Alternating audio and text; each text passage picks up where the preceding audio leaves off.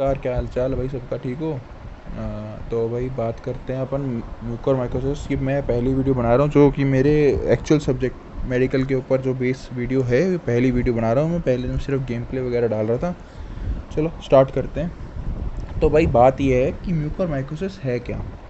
देखो यार, म्यूकोरमाइकोसिस ना एक फंगल डिजीज़ है। अब ये होता किससे है वो बताता हूँ।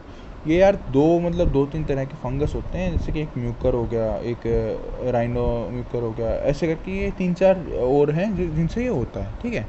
तो अब इसमें घबराने वाली बात भी है। क्यों भाई? क्योंकि इसके डेथ रेट बहुत घातक वाला है यार। अपना मतलब हम कोविड का ही देख रहे हैं ना, तो इसका 6-7% का अभी फ़िलहाल चल रहा है डेथ रेट। तो उसमें हमें डर लग रहा है, और इसमें तो 50% है यार। तो इसमें डरने की तो बात है, लेकिन इसमें कोविड वाली बात नहीं है। कि हम कोविड में क्या है कि जो भी प्रोसीजर फॉलो कर रहे हैं उससे हमारे बहुत ज़्यादा रिकवरी रेट, वर्ल्ड का सबसे बेस्ट रिकवरी रेट इंडिया दे रहा है फ़िलहाल, ठीक है, थैंक्स टू ऑल डॉक्टर्स। और अब बात करते हैं यार, इसमें है क्या, कहाँ से, क्यों, क्या। तो पहला क्वेश्चन है भाई, ये कहाँ से। तो यार ये नॉर्मल सी बात है, फंगस है, सॉइल में रहता है। फंगस सॉइल में क्या करता है सबको पता है कि भाई मिनरल रिस्टोरेशन करता है। यानी कि जो भाई मुर्दा उर्दा हैं, डेथ और डेड प्लांट वगैरह हैं, उनको सॉइल के अंदर मिक्स करके उनका जो मिनरल है वो वापस करना है, यानी जिसको हम कहते हैं मिनरल रिस्टोरेशन, वो काम करना फंगस का काम होता है, ठीक है। तो भाई अब हमारे शरीर के अंदर इसका आना कैसे होता है यार? सिंपल सी बात है, जब इम्यून सिस्टम आपका वीक होगा तो जो नॉर्मल से नॉर्मल फ्लू जो आपको पहले आपने शरीर ने लड़ लिया, उसके खिलाफ एंटीबॉडी बन गई, वो वीक हो जाता है, ठीक है। तो फिर उसके बाद में ये जो क्या कहते हैं इसको, फंगस है, वो एंटर कर जाता है। अब ये फंगस एंटर कैसे करता है यार, ये भी जानो, ये भी कमाल की बात है। तो फंगस है ना यार, वो स्पोर रिलीज़ करता है। हमने ये जो मतलब बच्चे 11th-12th में जिनके पास बायो थे उनको पता होगा कि हाँ भाई फंगस है, वो स्पोर फॉर्मेशन करता है। तो इसके स्पोर फॉर्मेशन के बाद में क्या होता है यार, स्पोर जो बनाते हैं ना, ये मतलब आइसबर्ग तक को, मतलब जो आइस एज आई थी ना, उसमें भी इसके जो स्पोर हैं वो बच गए थे। तो इतने इनके स्ट्रॉन्ग स्पोर होते हैं ये, ठीक है।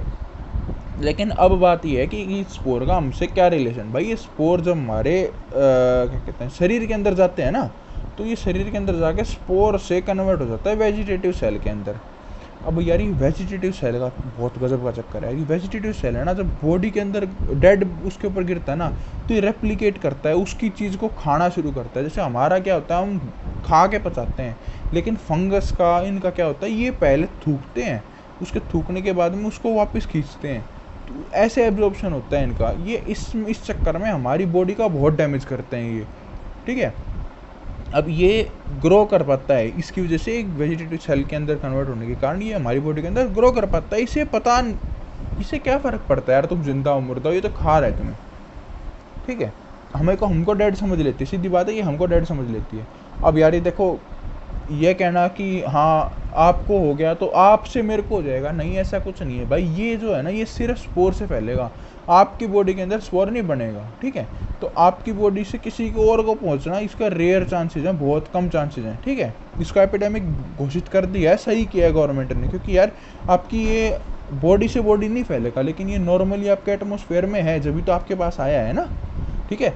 तो भाई अब यार इसमें कह देते हैं कि यार फैलता कैसे है। देख सिंपल सी बात है भाई, आपके यार कोविड हुआ, कोविड होने के बाद में मान 1% चांस है आपके, अगर यार ह्यूमिडिफायर लगा, ह्यूमिडिफायर होता क्या है पहले तो ये बता देता हूँ। ह्यूमिडिफायर यार एक मशीन होती है जो आपके मतलब गले को सूखने से बचाती है। जब आपके ऑक्सीजन लगा हुआ होता है तो साथ में ह्यूमिडिफायर भी लगाया जाता है, ताकि आपका जो कंठ है वो सूखे नहीं। अब यार सूखता क्यों है वो तुम्हें भी पता है यार, सांस लेने देने में वो ट्रैक में छिले ना, सिंपल सी बात है, इसलिए वो गीला रखा होता है, म्यूकस सिक्रेशन होता रहता है, ठीक है। लेकिन उसकी अगर कमी आती है तो ह्यूमिडिफायर लगा दिया जाता है एज ए प्रिकॉशन, ठीक है। अब उसमें क्या होता है, कई बार ना मतलब किसी नेग्लिजेंस कह लो या कुछ, मतलब उसमें क्या होता है, कई बार कुछ कीटाणु रह जाते हैं, वो करा जाता है, स्टरलाइज वगैरह करा जाता है, अच्छी तरह से स्टरलाइज किया जाता है। लेकिन एक आधे पेशेंट में क्या होता है कि भाई उसमें आनाकानी हो जाती है, ठीक है। तो उससे कि उसके थ्रू मान लो अगर आपके वो बीमारी हो गई, ठीक है। अब उसमें यार हो गई, अब अपने को तो देखो यार उससे कैसे हुई, क्या हुई, अब उसकी अगर आपकी हो गई ना, उसके बाद में आपको ये सोचने की ज़रूरत नहीं है आपको ट्रीटमेंट के ऊपर फोकस करना चाहिए मेरे ख्याल से। हाँ, केस कर सकते हो आप गवर्नमेंट हॉस्पिटल के अंदर कि भाई आपकी नेग्लिजेंस की वजह से मेरे को हुआ है, उसका अलग प्रोसीजर, उसका कोई लॉ का ही बताएगा, मेरे को नहीं पता उसके बारे में, ठीक है। अब बात करते हैं यार ह्यूमिडिफायर के बारे में। अब यार ह्यूमिडिफायर से बात आई तो मतलब इसका मतलब ये नहीं कि ह्यूमिडिफायर के अंदर आपके को डाल के लगेगा यार, ये नॉर्मल सी बात है, सॉइल के अंदर पड़ा होता है। ये बैक्टीरिया सॉइल के अंदर, ये बैक्टीरिया कह रहा हूँ, ये फंगस है, सॉइल के अंदर ही तो होता ही है, तभी तो सारा मतलब काम कर रहा है। ठीक है, अभी सॉइल से आता कहाँ पे यार, वो हाथ वाथ लग के कैसे कैसे ना कैसे करके पहुँच जाता है। ठीक है, अब यार इससे डरने की बात ये है कि इसका 50% डेथ रेट है। ठीक है, 50 से वो थोड़ा सा ऊपर है, वो मेरे को इतना मतलब इतना यार मान लो 50% कह दिया यार, 50% मतलब अपने आप ही ज़मीन खिसक जाती है पैरों से इतना सुनते ही। तो यार ये होता क्यों है, इसका क्या है क्या नहीं है वो बता देता हूँ। देखो यार, कोविड ना सबसे बड़ा ये है कि कोविड जब एक तो कोविड जानलेवा होता है। ठीक है, कोविड जानलेवा है, उसके बाद में जब कोविड जाता भी है ना, उस कोविड के हमारे सिम्टम कंट्रोल करने के लिए जैसे हम क्या कहते हैं, जो डॉक्टर्स हैं वो आपको स्टेरॉइड्स भी देते हैं या कुछ भी ऐसे करते हैं, तो उसमें क्या होता है कि इम्यूनिटी कमज़ोर होती है। और हाँ, जो आप किसी यूट्यूबर के कहने पे स्टेरॉइड फॉलो कर रहे हो, आप वो सबसे बड़ी मूर्खता कर रहे हो। ये बात अब मैं कह रहा हूँ, आगे आपको कोई कहेगा, आपको समझ में आएगी नहीं आएगी वो आपके ऊपर है।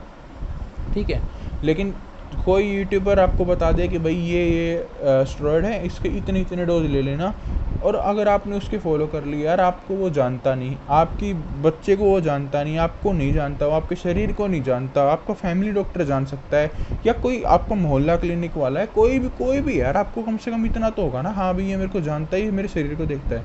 आप उस बंदे के हिसाब से देख के अगर आप डोज ले लोगे, आपको डोज हाई डोज होगा, लो डोज होगा, क्या पता है आपको उस चीज़ का, नहीं ना। तो ऐसे किसी के चक्करों में मत पड़ना, गलती उनसे हुई है, माफ़ी वाफ़ी ना मांगे, क्योंकि उनको फ़र्क नहीं पड़ता यार, सीधी बात है, उनको व्यूज़ चाहिए। ठीक है, व्यूज़ देखो, व्यूज़ कैसे भी ला सकते हो यार, तुम किसी को कुछ भी क्योर बता दो कि ऐसे करके ऐसे भी व्यूज़ आएंगे, और अगर तुम मतलब यूँ है ना सही तरीके की सही बात करके व्यूज़ थोड़े कम कमा लो यार, लेकिन किसी को मार के क्या लोगे। ठीक है, चलो उसको सेकंड टॉपिक है, उसके ऊपर कभी अगर तुमने कमेंट वगैरह किया कि हाँ करना है, उसके ऊपर भी डेडिकेटेड वीडियो में बनाऊंगा। मैंने 3-4 यूट्यूबर की वीडियो देखी थी जिनके ऊपर उन्होंने पर्टिकुलरली डोज मेंशन किए हैं। ठीक है, वो गलत है यार, नहीं करने चाहिए मेरे हिसाब से। ठीक है, और अब बात करते हैं यार, ये देखो कोविड इसका म्यूकोरमाइकोसिस के बारे में कहते हैं कि अभी फ़िलहाल कह रहे हैं कि भाई ये भाई नाक के अंदर आ गया, उसका थोड़ा बहुत ऐसे करके जो लेमन लैंग्वेज है, यानी कि जो आम आदमी की भाषा में ये बात कर रहे हैं, लेकिन ऐसा नहीं है। इसके ना नेज़ल पैसेज पे, आई पे, साइनस पे, ब्रेन पे, लंग्स पे, डाइजेशन में, ब्लड में और स्किन पे, इन सारी जगह पे इसका असर, या असर कह रहा हूँ, इन जगह पे भी ये फैलता है। ठीक है, इन जगह पे से भी फैल सकता है, इन जगह पे भी फैलता है। ठीक है, तो अब बात करते हैं भाई, एक एक करके बात कर लेते हैं ताकि लास्ट में जाके मेन टॉपिक पे हम पहुंच सकें। तो भाई स्किन के ऊपर बात करते हैं। स्किन के ऊपर आता कहाँ से, उड़ के एयर से आ सकता है और कहीं से भी आ सकता है। ठीक है, उससे होता है क्या भाई, ब्लैक स्किन हो जाएगी, बर्निंग सेंसेशन होएगी, और डार्क मतलब जो स्किन है वो डिके करेगी, यानी कि जो पर पपड़ी उतरना, और वो जो फंगल इन्फेक्शन, नॉर्मल सी बात है, लोगों ने पता होता है कि हाँ भाई यार स्किन पे हमने फंगल इन्फेक्शन बहुत कॉमन है, लोगों ने देखा भी होता है कि भाई जांग लग जाती है, और ये फंगल इन्फेक्शन मेनली वहाँ पे एरिया में कईयों ने एक्सपीरियंस भी करा हुआ कि हाँ भाई महीने में नहीं, 6 महीने 3 महीने में जाके ठीक होता है फंगल इन्फेक्शन। ठीक है, तो अब वही बात कर लेते हैं अगले के बारे में, डाइजेशन के बारे में। यार डाइजेशन का सिंपल सी बात है, अगर आपके डाइजेस्टिव ट्रैक के अंदर गया है तो भाई उसके पता चल जाता है कि वॉमिट हो रहा है कंटिन्यूसली, और आपको पता चलता है कि फूड पॉइजनिंग वगैरह जैसी फीलिंग आती है कि फूड पॉइजनिंग तो नहीं होगी कहीं पे, तो उसका पता चल जाता है। अब बात करते हैं ब्लड के ऊपर। यार ये ब्लड वाला है ना बहुत मतलब हद पार डेंजरस है ये।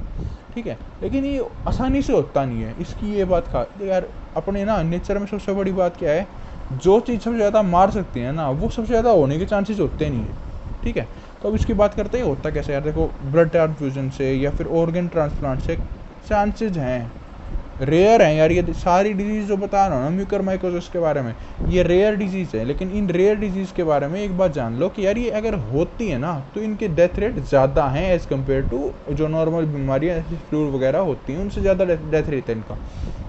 अब मेन बात करते हैं जिसके बारे में आपका मतलब पूरा मीडिया शोर मचा के रखा है कि भाई क्योर बता रहे हैं नहीं बता रहे, लेकिन हाँ शोर मचा के रखा है इस चीज़ के बारे में।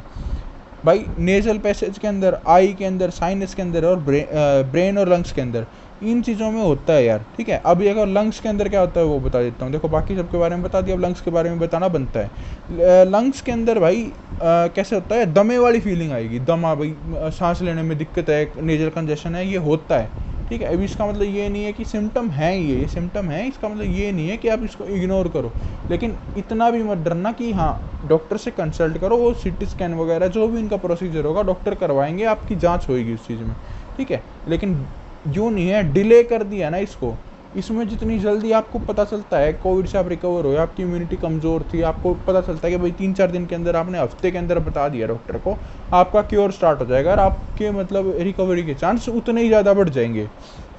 अब मेन बात करते हैं जो सबसे बड़ा बब्बर शेर है भाई, जो सबसे ज़्यादा होने लग रहा है, ठीक है, क्या, नेजल, आई और साइनस के ऊपर। अब यार इसमें ना बहुत अच्छा आइडेंटिफिकेशन है इसका, क्या आसानी से आइडेंटिफाई होता है।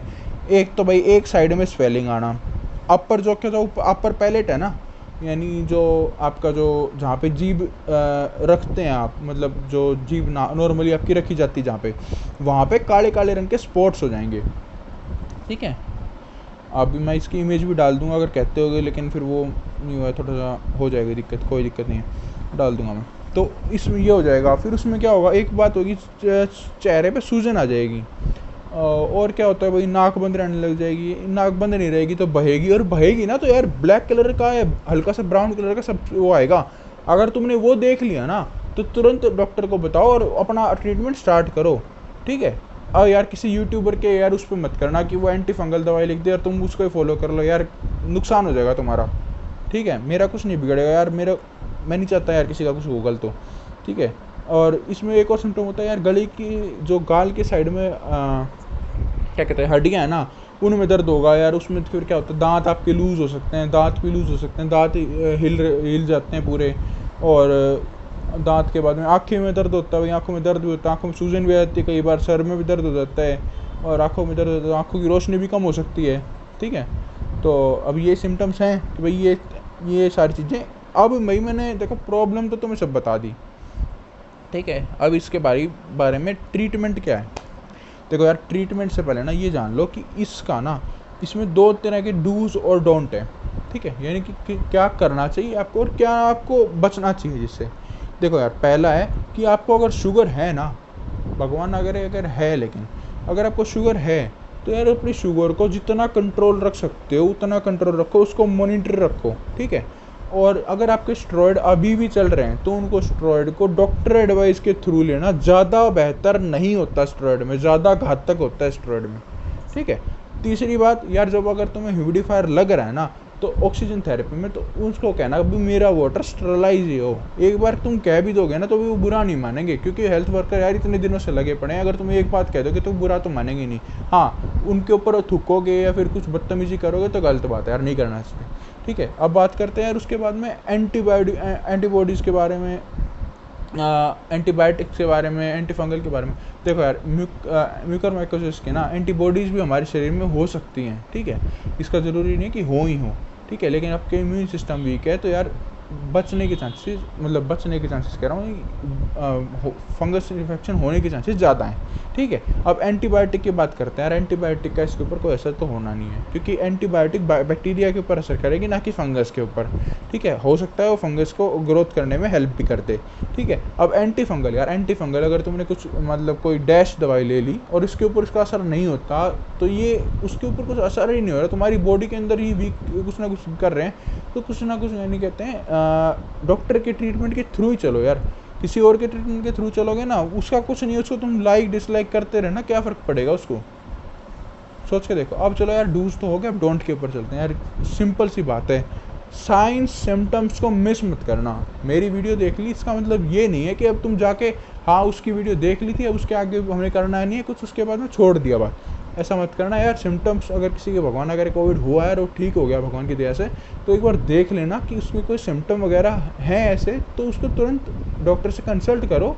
और हफ्ते के अंदर अंदर अगर आप तुम ट्रीटमेंट करते हो तो उसके कुछ भी ऑर्गन रिप्लेसमेंट कट आउट की कुछ ज़रूरत भी नहीं पड़ती, क्योंकि आगे जाके क्या होता है इसमें म्यूकरमाइकोसिस में आपके मतलब फेस के अगर ऊपर है तो आपका शायद फेस भी काटना पड़ जाए थोड़ा बहुत आपको जान बचाने के लिए, ठीक है। वो ऑर्गन निकालना भी पड़ सकता है, तो मैं नहीं चाहता ऐसा किसी के साथ हो, तो अपना अर्ली डिटेक्शन सबसे बढ़िया है, ठीक है। अब बात करते हैं यार अगली बात के ऊपर है कि इसका मतलब देखो, मैं अब कह रहा था कि नाक ब्लॉक है, यानी यार नाक तो ब्लॉक आपका किसी भी चीज़ से हो सकता है यार, बैक्टीरियल साइनसिस की वजह से हो सकता है, किसी भी उससे हो सकता है यार, है कि नहीं। लेकिन इसका मतलब अब तुम्हारे ब्लैक कलर का वो क्या कहते हैं सीरम सा जो निकल रहा था वो नहीं निकल रहा, वो नेजल पैसेज नेजल डिस्चार्ज है वो ऐसा ब्लैक कलर का नहीं है, और सारे सिम्टम्स नहीं है। वो ब्लैक कलर के पैचेज जो पैलेट के अंदर होते हैं वो भी नहीं है, और जो नाक के ऊपर हल्की सी ब्लैक कलर की रिंग सी बनने लग जाती है वो भी नहीं है यार। थोड़ा सा समझ के अगर सिम्टम्स हैं तो ही करना यार, है वो करवा के यानी किसी के हाथ पैर फुला के तुम उसको, अभी तो बेचारा वो कोविड से निकला तुम उसको टेंशन दे दोगे, वो गलत बात होगी, ठीक है। और इम्यूनोसप्रेसेंट यार, इम्यूनोसप्रेसेंट के बारे में बात क्या यार, देने तो पड़ेंगे क्योंकि अगर तुम्हारी जान बचानी इम्यूनोसप्रेसेंट देने पड़ते हैं, स्टेरॉइड के रूप में इम्यूनोसप्रेसेंट देने पड़ते हैं। क्यों? क्योंकि अगर नहीं देंगे यार तो लंग्स को खा जाएंगे, तुम्हारी इम्यून सिस्टम तुम्हारे लंग्स को खा जाएगा, ठीक है। तो उस चीज़ का थोड़ा देखना पड़ता है तुम्हें, ठीक है। उसमें गाली देने से कुछ नहीं होएगा, डॉक्टर्स को गाली देने से कुछ नहीं होएगा, उसमें वो तुम्हारी जान बचाने के लिए ही कर रहे हैं, ठीक है। अब भाई यार एक ही है ना कि जो हमारी ये है Indian council of medical research, इन्होंने ना एक ये बात बताई है कि अगर आपको लगता है ना कि है तो यार हेजिटेट मत करना आगे की मतलब उसमें करने के लिए, अपना जो भी फंगल इटियोलॉजी के जो पता करने के जो उनका मैकेनिज्म होता है, जो उनकी जो तौर तरीके हैं, सीधी बात है उसके थ्रू वो अपने आप बता देंगे यार हाँ ये है या नहीं है। उनके थ्रू जाओ ना, किसने नटा है। अगर लंग्स के अंदर है तो लंग्स का एक सैंपल लेते हैं, उसके अंदर उसको ग्रो करा के देखते हैं, अगर उसमें होता है तो निकल आता है। ऐसे करके और तरीके हैं, ठीक है, ठीक है ना। तो अब बात करते हैं सबसे इम्पोर्टेंट पॉइंट के ऊपर। यार इसमें ना आईसीआर की एक सबसे बड़ी गाइडलाइन है कि do not lose crucial time to initiate treatment for mucormycosis. अब इसको हिंदी में बता देता हूँ यार, अगर तुम्हें सिम्टम दिख गए तो तुरंत अपने डॉक्टर से सलाह लो, खुद डॉक्टर ना बनो। अगर खुद बनोगे तो जितना डिले करोगे ना यार, सिंपल सी बात है, अगर तुम्हारे नाक के ऊपर नथनी पहनते हैं ना, पहले शायद उतना पार्ट निकल रहा हो बस तुम्हें बचाने के लिए, लेकिन अगर तुम डिले करते रहोगे ना उसका साइज बढ़ाता रहो, अगर वो आँख के थ्रू अगर दिमाग में पहुँच गया ना भाई, उससे फिर तुम्हें बचा नहीं सकता कोई, सिंपल सी बात है, ठीक है। लेकिन उसका टाइम ज़्यादा है, हफ्ते 1.5 हफ्ते या 2 हफ्ते तक के 3 हफ्ते तक भी जाता है उसका टाइम पहुँचने में, ठीक है। उसको बचाने के लिए क्या करते हैं लोग, मतलब डॉक्टर्स क्या करते हैं, आपके ऑर्गन को ही काटना पड़ता है, यानी नाक से लेके आँख के पीछे तक, कई बार आँख भी निकालनी पड़ जाती है ब्लैक फंगस के चक्कर में, ठीक है।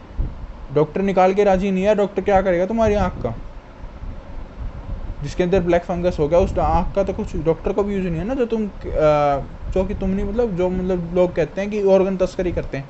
अरे यार क्या बात करते हैं लोग, कमाल में सही में। तो अब बात कर लेते हैं हम म्यूकरमाइकोसिस के सिम्टम। क्लियर है कि भाई क्या क्या सिम्टम है, दोबारा रिवाइज कर लेता हूँ मैं तुम्हारे लिए कि पेन, रेडनेस इन आइज, ठीक है, fever, headache, coughing, short breathness, bloody vomit, और कई बार यार मतलब बंदे का ना दिमाग ही घूम जाता है, यानी कि अल्टर्ड मेंटल स्टेटस, ठीक है, हो सकता है वो। ये सब आईसीआर की गाइडलाइन है, ठीक है। और अब बात कर लेते हैं इसके बारे में, तो भाई ध्यान रखना, और किसी टॉपिक के ऊपर बनानी हो या तुम्हें कुछ पता करना हो कि यार ये जो म्यूकर सर्ज होता है इसके ऊपर कुछ तुम्हें जानना हो तो यार बता देना कमेंट करके, अपन बना देंगे वीडियो, क्या दिक्कत है कि नहीं।